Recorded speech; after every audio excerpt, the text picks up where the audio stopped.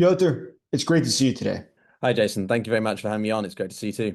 So, Pyotr, you've probably seen in the news, there's a lot going on right now in Russia, and it seems there's been a surge of interethnic violence and tensions. Just today alone, in Chelyabinsk, Russia, a mob actually began to attack local authorities and to set fire to buildings because they were so upset that the local government authorities were not providing enough protection, that is, security, for the population, as there had been a recent murder. But simultaneously, almost in Chechnya, somebody began to fire on Russian troops. It seems that things are getting really dicey in Russia. What do you make of it? It comes as a surprise, I think, because whenever there is a destabilization or disruption in Russia, it captures the attention of people. But at the same time, if you dig beneath the surface a little bit more, it shouldn't come as a surprise because there are a lot of, I think, grievances and pent-up resentments that ethnic minority groups within Russia have. Russia is a very multi-ethnic state, multinational state, 190 different ethnic groups within the country. And I think that sometimes that can get lost in the noise of the day-to-day developments in Ukraine and the war, and obviously what's happening with Putin and everything. But a lot of people in specific oblasts, we can pick whichever ones, think of Dagestan, for example, in the past year or so, there's been flare-ups there, where people are frustrated. And you get events like this where they take it out on the Russian military or governing authorities as a way to protest and try to get their voices heard. So that's a good example. Do you recall exactly what happened in Dagestan last year? Well, there were a couple of instances, if I remember correctly. There was one separate to do with the airport where a group of rioters, as the Russian media, I think, portrayed it, basically said that they had, taken over the airport and prevented flights from taking off. It was, not long after the attempted mutiny by Prigozhin and the Wagner Group. I think in July, August, around that time. But then a second one also occurred in October, September, October as well, when another group tried to protest the situation between Israel and Palestine. And the Russian government clamped down on that quite hard. So the Dagestanis were obviously, I think, motivated by what they felt was a sort of a sense of solidarity with the Palestinians. And were trying to prevent, I think, Israelis from landing in Dagestan airport. And the Russian government have been, well, I think the Russians made it clear that they believe in a Palestinian state, but they also wanted to prevent some kind of illustration of domestic, internal, I don't know, civil unrest in the country. So they were pretty heavy-handed in how they responded. And I think that's more of a just symbolism of just generally how Russia deals with these things. They use force and coercion to get ethnic minority groups to fall into line. That's really interesting. And Russia's a really diverse country, despite the fact that in the propaganda they put out, they seem to always highlight the ethnic Russians, those who are European looking, and they seem to play down the fact that, in fact, there are many, many people that come from various countries, especially from Central Asia. Recently, Russia's been deporting a lot of Central Asians. Maybe you could comment on that. And overall, what's going on? It seems there's a lot of interethnic tension, as there has been historically, within Russia. Well, I think again, it depends really on what kind of element of migration you're talking about, because different countries have different reasons for getting what we can call replacement migration in. Russia likes to portray itself as a pretty homogenous state, a pretty sort of, it's quite pure and Christian and etc. But it's very diverse. And different groups have different purposes. Russia wants to remain, if we use the specific examples you've given in Central Asia, Russia wants to remain very influential in Central Asia amongst the Stan states like Kazakhstan, Uzbekistan, Tajikistan, and so on, but also in the Caucasus, Armenia, Azerbaijan, Georgia. And so at times it depends also sort of the broader, I think, geopolitical and strategic interests of the Kremlin. At times you would have seen more warmer relations between Russia and, say, Armenia. But at the moment, they're pretty frosty because the Russians didn't come to the defense of Armenia when they activated the Collective Security Treaty Organization, or CSTO, about a year ago, when Azerbaijan launched a military operation against Armenia for Nagorno-Karabakh. So Russia then is like, well, we want to deport these people because they aren't serving our economic or I don't know relevant in domestic interests, and sort of try to again. It's about optics. It's about portraying a country in very much one way when in reality it isn't. And I think Russia likes to, or Putin specifically likes to, give off this sense that the West is in disarray and anarchy with mass migration and sort of the weaknesses of multiculturalism. But Russia in and of itself depends on it as well. There are certain industries, certain sectors, services that some Russians are not going to want to do or aren't trained enough to do, and so Russia does have to bring in those groups. Another alternative is students. You've got a lot of students who have sort of, agreements that they'll come over from Tashkent or Almaty or something like that in different parts of Central Asia for academic purposes. But then Russia sort of wants to get rid of them because they're seen as not necessarily fulfilling again, the propaganda machine that Putin needs to keep most of his ethnic Russian supporters on side, particularly in rural areas where people might feel threatened by foreign nationals. Russia itself has got a major demographic crisis. There's simply not enough children being born. The Russian government That has spent more and more money every single year in order to encourage people to have kids. And that's included things such as the very discounted mortgages they give the people that buy homes to encourage them to have kids. That's had the secondary effect, though, of creating a mortgage bubble now in Russia. As you've seen, the interest rates for mortgages have skyrocketed in the past few weeks. That alone, look at the central bank. The central bank a year ago had an interest rate of 8%. Now it's 21%. It's projected that's going to keep going higher and higher. But when that bubble bursts, it's going to have a dire effect for the Russian economy as a whole. hmm. But in the end, what did this do? All these government programs to encourage Russians, specifically ethnic Russians, to have more kids, it did not have that effect. Rather, it's the Central Asians, the Muslim minorities, that do continue to have large numbers of children. So Russia is becoming a different country demographically than what it was maybe 20 years ago. So looking ahead, though, what other evidence do we see that there is some interethnic tensions? What other signs do we see that all is perhaps not so well within Russia? It's a tough question because I think it's very difficult to really know what's actually going on. The Kremlin has stopped publishing certain data, and the data that it does publish is scrupulously, manipulated. China does the same now, ever since China's population started decreasing last year by what, 800,000. They stopped releasing this kind of public data, so it's difficult to sort of have a very accurate picture of the situation. But I think one thing is clear, which is that the longer the war in Ukraine continues and puts pressure on the Kremlin to source more soldiers and conscripts to fight, the more pressure that's going to put on the ethnic minority groups. Because in terms of an absolute number, obviously the most amount of casualties have been ethnic Russians, but in terms of a percentage or proportion, it's minority groups, and we've seen how many Chechens have been put forward, Dagestanis, other minority groups, such as Burats, right? They've accounted for a huge amount of casualties, despite being only about 0.3% of Russia's total population.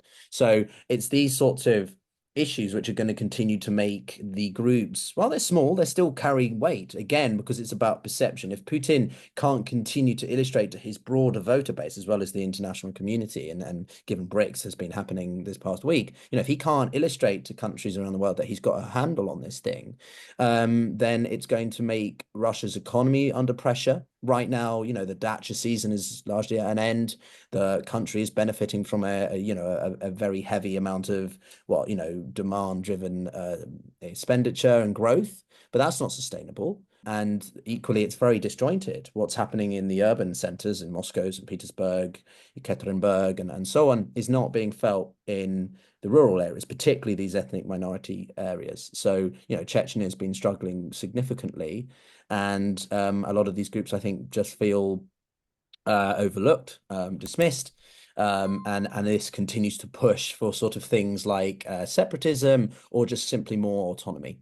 And so you wonder, could we maybe not see immediately some kind of repeat of the 90s and the Chechenian conflicts, but certainly a direction to more into communal violence, more audacious attempts to, I don't know, disrupt local community services. We've seen what two major attacks in Russia in this year alone. The Crocus City Hall event was, something not seen for what, 20 plus years, one could argue. So one begins to wonder whether or not, if things continue in their current direction, then will Russia begin to see more and more of these happening? And if it does, it's going to become harder and harder to suppress them, or make it look as though they're not as bad as they are. And that's going to put more pressure on Russia internally, and therefore influence its developments both economically and militarily on the battlefield against Ukraine. You mentioned Buryatia, and that's actually a really interesting region. Of course, the Buryats tend to be Buddhist, and they also are Asians. And globally, there's not many of them, perhaps 550,000. But Russia has chosen them as a top priority to be shipped to the war in Ukraine. Typical of a colonial power, it sends off those who are being occupied first before it sends off their own people. And now we've gotten news that the Russian government is issuing documents for the North Korean soldiers who have arrived to Russia that say that they're not Koreans. Rather, it says that they're Buryats. What's going on exactly? Just as I said, like about 1.1% of the war casualties are Burats, but they only account for about 0.3% of the population. So it's huge, huge proportions. And you've got the Tivans, which are similar in terms of like how many of them have died or been part of war casualties, but actually represent the population. And I mean, just for context for listeners and viewers, Buratia is what, 3,500 miles away from Moscow. It shows you just the sheer extent of Russia, but also just like how they really have done a targeted effort. You could call it ethnic nationalism, or sort of, trying to prioritize, purer races or something like it. There are some really scary and unsettling sort of motivations here. From the North Korean side, I think there's a mixture. It's predominantly about getting access to better military technology and obviously funding. North Korea is an autarkic state. It's a closed economy. And whilst they receive, I think it's about 90% of their trade from China, Russia is a very important partner for various reasons. They do share some ethnic overlap, but predominantly it's about that military and strategic benefit. The strategic partnership which we actually hosted you about on my show was a notable development for the fact that Russia is. If this was even 7 years ago, I remember a statement from Putin in early 2017 when the North Koreans launched a massive amount of missiles in what was known as, I think, the Fire and Fury, or period of fury, when Donald Trump first came to office, right? And Putin, I'm paraphrasing, basically said that we cannot allow this to happen. We cannot allow North Korea to continue to proliferate its nuclear arsenal in such a way. Wow, things have changed.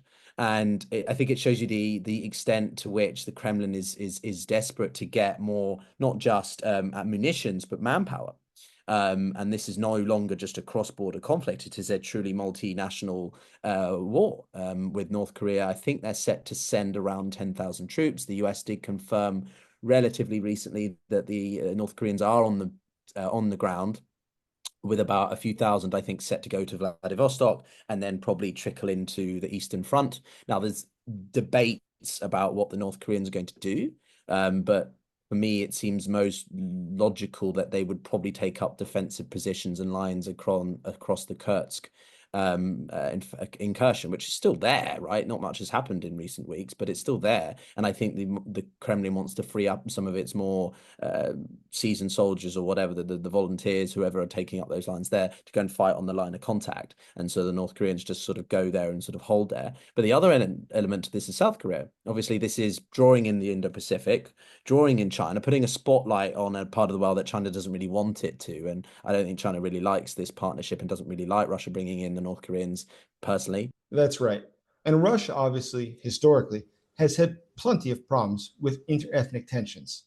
And that's actually one scenario of how the war in Ukraine could be forced to end, is that if Putin simply does not have the capacity, he doesn't have enough soldiers to put down domestic civil strife, it would force him to call troops back home. But imagine some of those ethnic minority soldiers on the front lines today rebelling. There's a lot that could go wrong for Putin. How do you see the situation? Yeah, I mean, it's a very common question, and I think one that in the West we often think about. I would say on one hand, there are people who overhype it and think that there's the immediate destabilization and Russia's going to internally collapse. But on the other hand, there are people like, no, it's rubbish and Russia's completely fine and nothing's going to happen at all. I think it's somewhere in the middle. And the longer that this war goes on, it's a protracted conflict, right? It's a dynamic stalemate, to paraphrase another guest I had on, right? There are there is a ticking time bomb for Russia. No country is immune to its own domestic troubles. And the longer that a conflict goes on, which is drawing attention away from other issues, even if Russia is able to benefit from its economic boom at the moment, that's not going to last forever. And as I said earlier on in our conversation, it is often the minority groups or the marginalized communities that get, most ignored most soon. So absolutely, I think time is the biggest teller, and the more that this war lasts, the more frustrations people are going to get. It reminds me of that film, The Peacemaker, with George Clooney and Nicole Kidman in the 90s, because you get different disgruntled groups with grievances. And if you have a government, a regime, which is distracted, it is internally fighting, that can lead to groups capitalizing on that, exploiting that. And whilst maybe you might not see an extreme scenario where a minority group suddenly gets their hands on a nuclear warhead, this is the problem. Russia is a big country and it's very hard to govern the whole thing. And so if you're going to see suddenly, riots or even more sort of significant like rebellions or insurrections break out, then that puts a lot of pressure on the home state. And that means distraction. And if a country begins to internalize, then that begins to affect its external operations. And in this case, Russia's interests and ability to sustain its war campaign in Ukraine. So, whilst I'm not going to pretend like I have a ball, a crystal ball, I definitely think that war fatigue is a thing, and ethnic groups do have a voice, and if they can become coordinated enough, then they can certainly put pressure on the state. And I think Russia will be experiencing a lot of pressure. Putin is very good at trying to portray a country that is unified and very much all under control, but it's not. And whilst he can try to claim that the West is dysfunctional and that mass migration doesn't work, Russia suffers from these issues, as we've both touched upon, in its own way. And ultimately, what happens in Russia very much could determine what happens on the battlefield in Ukraine. Piotr, that was really interesting. Thank you for your time today.